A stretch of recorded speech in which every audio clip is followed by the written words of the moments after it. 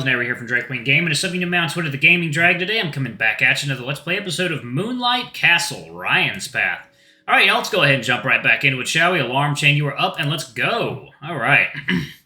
Ryan seemed pretty traumatized by the ordeal, maybe more than fighting the knight. Emotions always hit him harder than physical damage. Hey, he's gone. Ryan reached out for my hand. This thing you have, is it my fault? I widened my eyes, unsure of what to say to him in response. If he'd managed to reach that conclusion based on our discussion, then Ryan wasn't stupid at all. I don't know. Are we seriously going to believe what the guy said to us? That's insane. We've seen insane a lot tonight. Is it really impossible now? Listen, I don't fully remember what happened. My memory of it is hazy, and fleeting moments seem to come and go.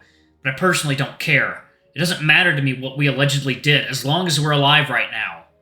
I hate feeling like I'm always weighing you down. Who said that? What did I say to you? Wait. Did I say that to you? No, but... You don't understand, Ryan. All the things we've seen here tonight, they scared me shitless. I couldn't have made it here without you. Because you're supporting me through it all. You did it here, you did it outside, you did it in the morning, in school, while we're eating, basically all the time. You took initiative too, didn't you? It's not enough. Does it have to be? You don't need to obsess over who contributes more or less. Isn't it enough to be together? I do. I'd like that. I just want to make it more special, more important, so that you can look back on this fondly and... Ryan stopped talking. His face lit up on fire, causing me to laugh. Stop! I was trying to say something important to you. I'm sorry, I just couldn't help myself. You already make a lot of things feel special to me. I know now that saying this to you won't change anything, though.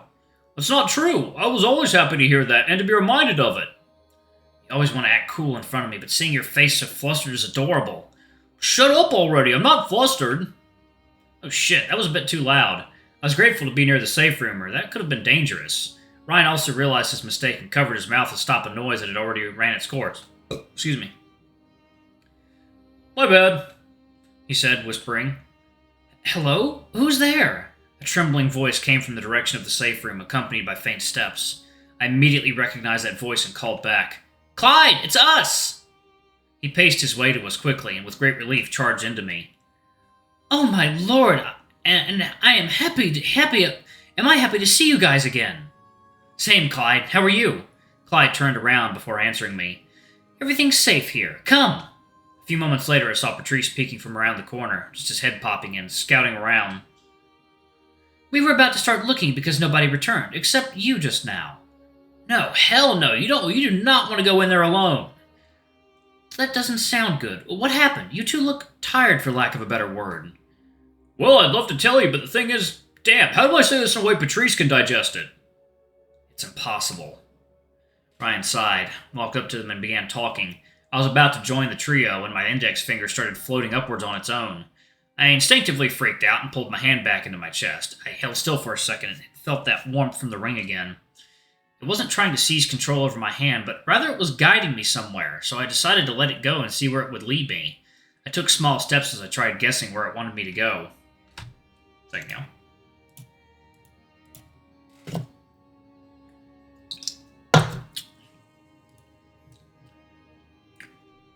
Joel, what are you doing? They all turned toward me, and I had to admit, I looked really weird with that limp arm awkwardly moving forward. Don't mind me, okay? Just stretching. Ryan focused on the ring and assumed something strange was happening. Did I mention I almost died? Ryan, that's not funny at all. I'm serious. They went back to listen to Ryan. I continued chasing this dead ghost's wishes. You mean dead person's wishes? How's the ghost dead? When the opportunity arose, I would tell them about me being borderline possessed, I guess. Okay, maybe I should phrase that in a way that wouldn't make them scared of me. The hand stopped in front of the boulder blocking the entrance. You want me to touch it or something? The temperature slightly shifted. No, wait, that could mean anything. Without a proper definition, it was up to interpretation. Make it hotter for yes and colder for no. The ring warmed up. Cool, you actually understand me. I should have whispered more. They were looking at me again. I'm not insane, I swear. There, my hand is on the boulder. So was there anything I should... What the fuck? The boulder began fading away, just like all the ghosts I've seen so far. Were the rocks fucking ghosts too? Was that always open and I didn't notice? No, dude, I saw it. Joel fucking erased that boulder. It absolutely disappeared. Say, is there anything else we should know?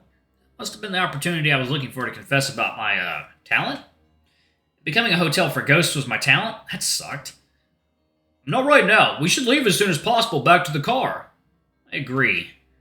Can we leave, though? I did clear the way, but is it safe? Is it safe? You're still clinging to what Liam said? I want to leave too, but being splattered on the ground isn't worth the attempt. My ring was warming up again ever so slightly to answer my question. Before we could decide, a flurry of footsteps were coming toward the lounge. Are they finally coming back? No! Our hopes were immediately shattered by the noise they were making. They were too many to be our friends, or if they were our friends, they weren't alone. I think I'll risk it after all! Patrice didn't hesitate to throw himself outside while we stayed at the border, waiting to confirm who was coming. Get ready to start running. If it's not them, we're leaving. Oh dear, I'm not a fast runner. Then I'll carry you. Russell was the first to appear in my vision. He was holding Liam, who had bloody clothes around his arm. They were aiming for the safe room, only to hesitate when our eyes met. Is the door open? Dylan, the gate is open!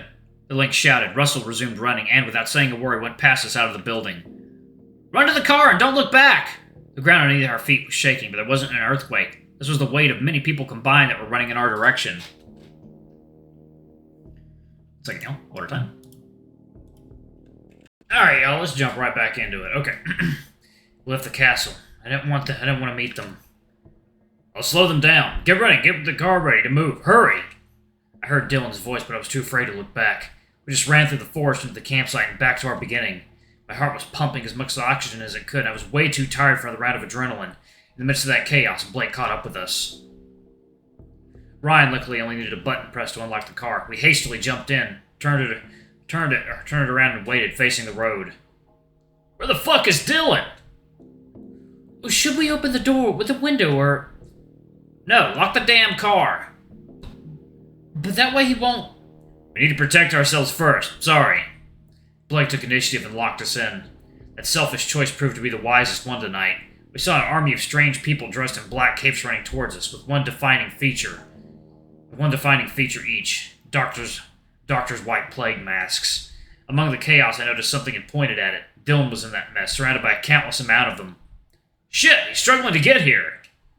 Are we gonna abandon him?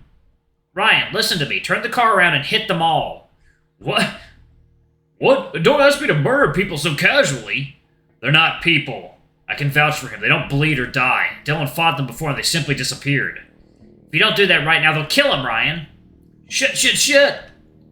He cursed multiple times as the engine roared and the car drove over these so-called people. What they said was true, at least. They didn't damage the vehicle either. No sound or collision. They just popped out of existence. Jump! When the car was close enough to Dylan, the crocodile slashed a few more times with the knives he was holding and jumped on top. They tried doing the same, but Dylan smacked them away with his tail before they could land. Move! I'm trying, for fuck's sake! Everyone was struggling to breathe, me included. I couldn't imagine the pressure Ryan must have been feeling at the moment. Patrice was also hyperventilating again, and Clyde tried his best to do some damage control. Let me see your wound. Russell tried mending Liam's wounded arm, only for Liam to make space between him and Russell. I'm fine, don't touch me. Ryan managed to drive us all away from those people, or at least far enough that we could allow Dylan inside. We all took one big exhale as we watched them becoming smaller and smaller until they were simply completely out of view. It seemed they all went through some bad stuff, probably even worse than ours. We have a lot to talk about, Liam. I figured.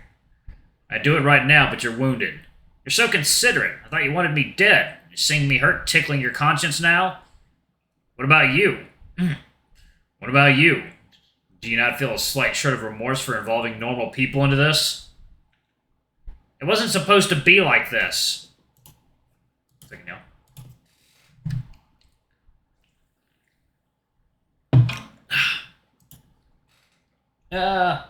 The water. Okay. I need time to think about it. This discussion is for tomorrow. Clyde looked like he had something to say, but held it in. We were both mentally and physically exhausted. There was no way he would be capable of holding a proper argument here. Patrice calmed down and the car went quiet again, with nothing but our thoughts to fill in the blanks. I wanted to sleep, to shut down my brain, but my body refused to obey me. It believed to be in danger still. That fear of dying permeated not just me, but everyone else too. The ring would have to wait. I'll confess my findings tomorrow when the new day comes. Hopefully I wouldn't stay awake the whole night. staring at my ceiling, afraid of the night breaking into my house, and killing me the moment I tried closing my eyes. Oh. Okay, alright. I guess I am done with this version of the game then. Well, I still have other routes I can do, so I'll do that. Alright, so I guess I am done with Ryan's route for now, y'all, so I'll be covering more content in the future. Who should I do next, y'all? Let me know in the comments. Anyway, thank y'all so much for watching. Don't forget to like, comment, subscribe, ring that notification bell, and check out our Patreon if you can. It always helps. Anyway, I love you all, and I'll see you on the next video. Bye-bye!